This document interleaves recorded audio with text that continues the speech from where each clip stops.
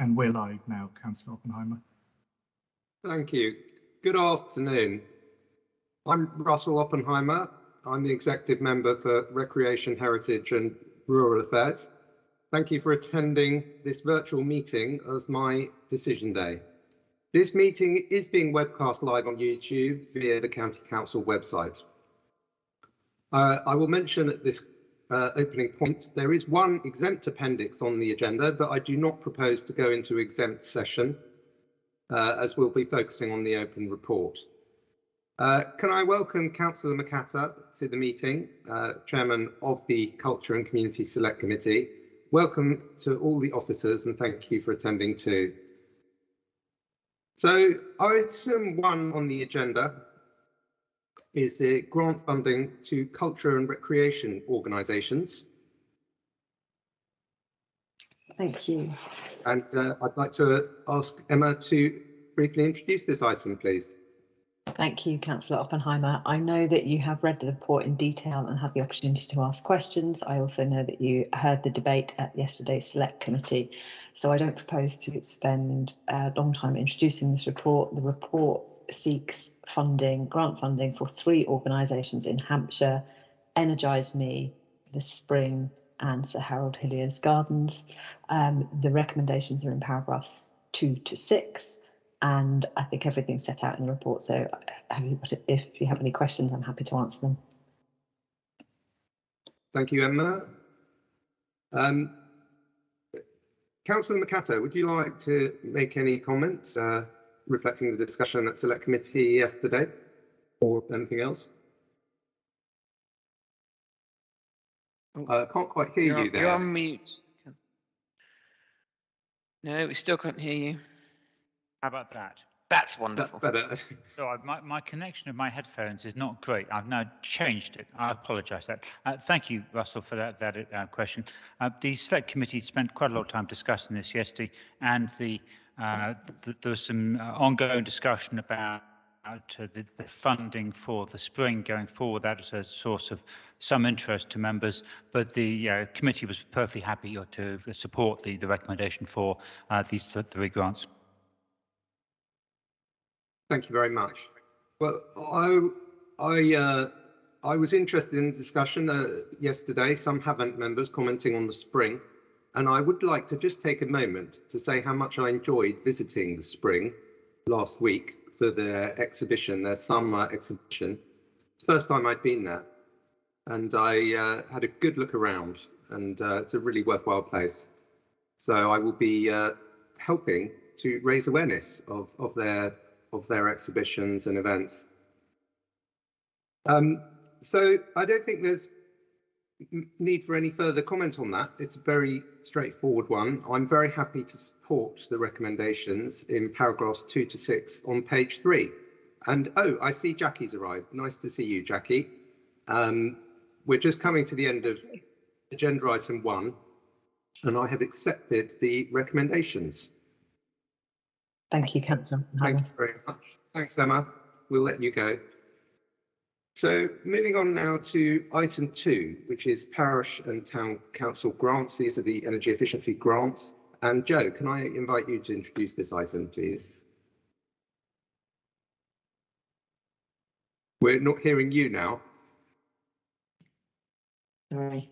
This is a recommendation to approve the energy efficiency grant applications totalling £80,067.45 from the Parish and Town Council Fund. And this includes projects at Bramshaw Village Hall, Newton Valence Social Centre, Hambledon Village Hall, Weald Village Hall and Crondall Village Hall. These projects aim to improve energy efficiency of these community facilities and will contribute to the HCC carbon net zero target for 2050. And these grants are made with additional funding from the Climate Change Programme and have been assessed by the Climate Change Programme team. Thank you, Joe. Rob, would you like to comment at all on these proposed grants? I have nothing to really say, Russell. We didn't go through these yesterday at Select Committee, so I think they're perfectly acceptable. I have no real views on them. Thank you. Thank you. You know, I've been passionate about energy efficiency and decarbonisation for, well, a long time, 10 years really. I've been on my own decarbonisation journey with solar panels and now a battery and various insulation projects I've done. And I am also involved in a charity that does retrofitting in Petersfield. And I'm really pleased that I have this opportunity to approve these grants, because I think these are going to make a real difference in the community, reducing carbon, reducing costs, but also hopefully getting people in the community involved and thinking about their own situations in their own houses. So hopefully there'll be an exponential benefit.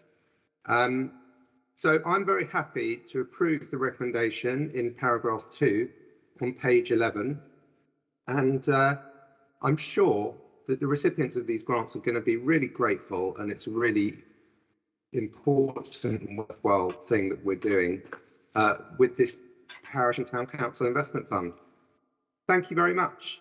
Thank you. So moving on to item 3, which is Hampshire County Farms Annual Report. And we had a very good presentation at the Select Committee yesterday, didn't we? Joe, would you like to introduce this item, please? Yes, of course. So I'm delighted to share with you our first annual performance review of the county farms, along with the first annual newsletter since the policy was approved by the exec member in 2020. As you can see, it's been a busy year this year with 7 lettings under the new policy.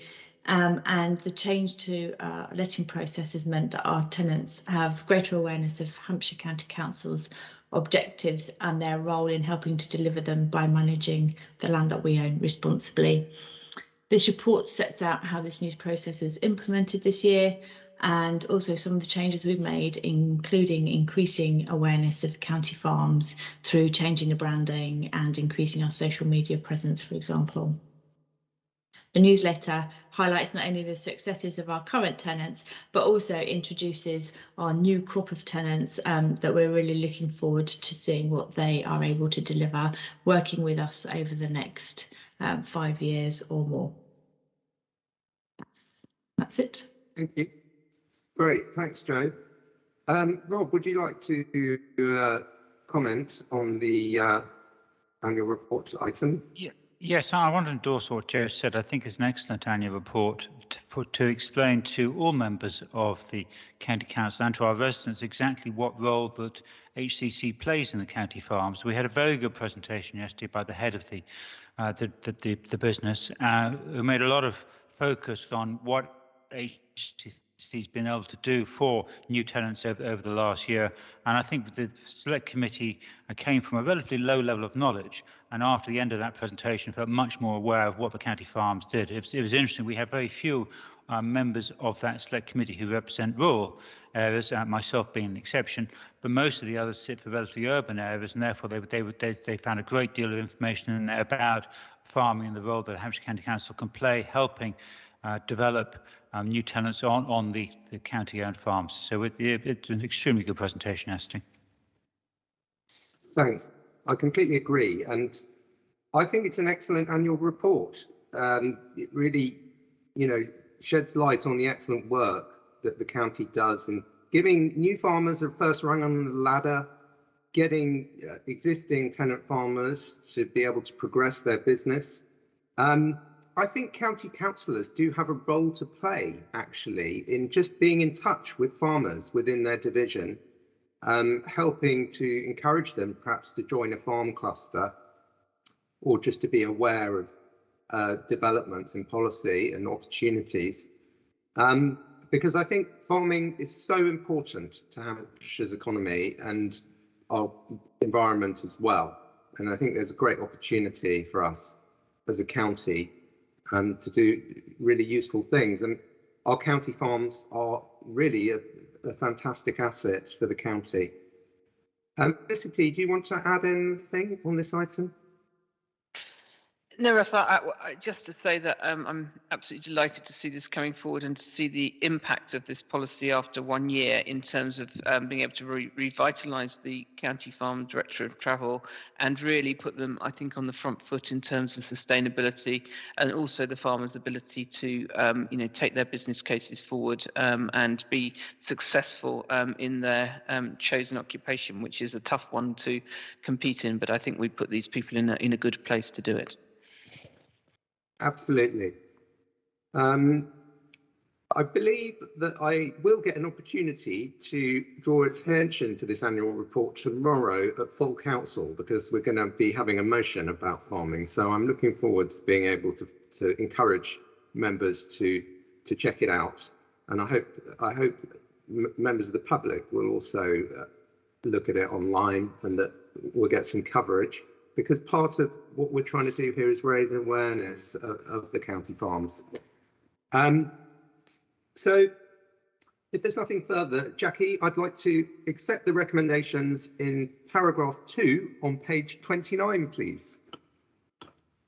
Thank you very much, everyone. Now, item 4, which is the proposal to adjust access to and prices for the end of Rhine poppy pods at Tarbarn Outdoor Centre.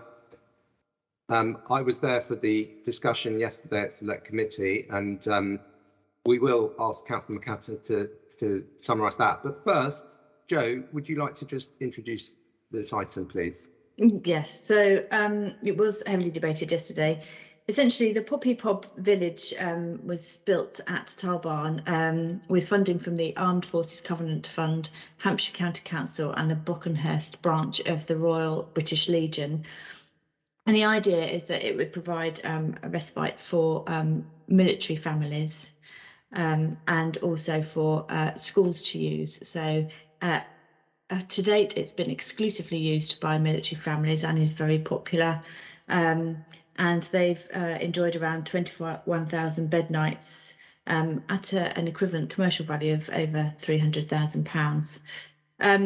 As members are aware, the outdoor services are on a journey to become operationally cost neutral as part of our savings plan for 2023. And so we have looked at the way that the poppy pods are used and have a proposal in front of us, which is around securing the financial sustainability of the centre to ensure that we have the poppy pods for the long-term future for everyone to use. And this would be to also maintain access for military personnel and their families, but allow the public to use them at certain times of the year. We went out to consultation and we had a very good response from the military families and those that are membership of the Poppy Pod scheme. However, we did not receive any feedback at the time from the funding partner. We have adjusted our recommendations in light of the consultation that we had, so that we've allowed a 2-month early priority booking window for military families to get access to all the dates that the pods are open, that we have a minimum of 2 military only free weekends specifically targeted at respite for disabled military personnel and their families. And we have recommended a discount of the sort of public price for military families. At the moment, that is 2 different discounted rates depending upon whether they are officers or non-officers.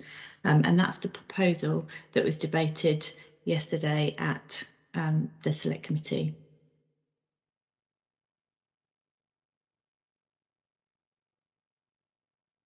Thank you, Jo. And I'll just now go straight to Rob. Do you wish to pick up where Jo left off there?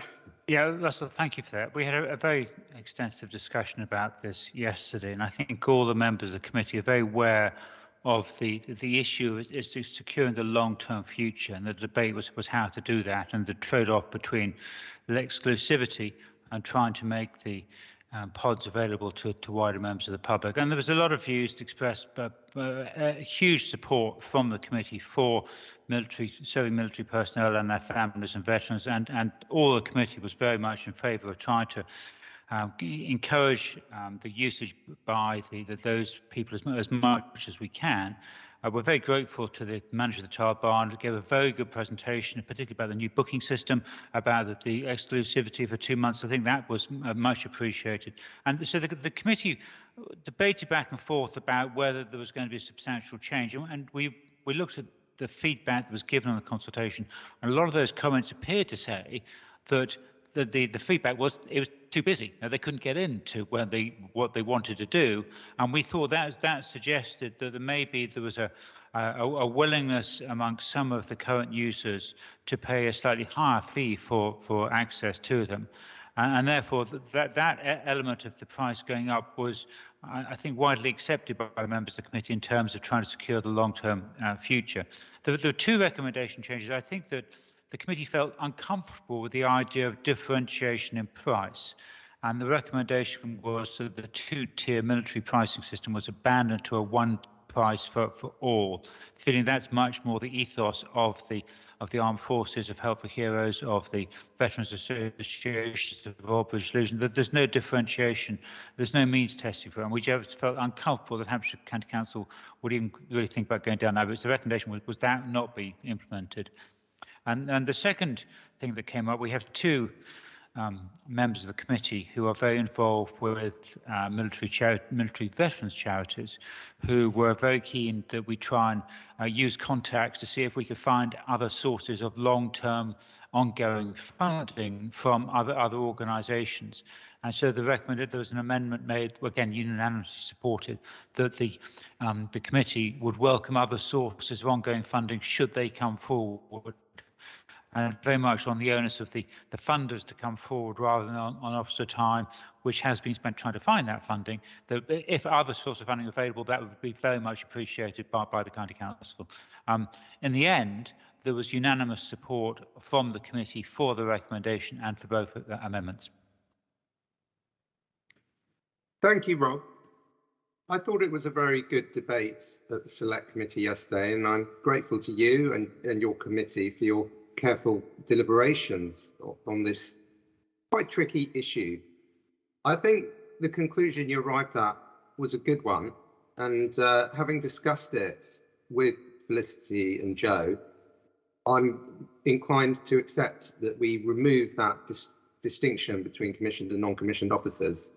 And I think we've ended up with a proposal that is balanced, that is fair, that maintains the priority booking and the discount for the armed forces, and also allows us to continue on that path towards sustainability, financial sustainability for our outdoor centres, which is so important, because we have to keep in mind the wider public benefit to everyone in society from these outdoor centres. They are a great asset for Hampshire.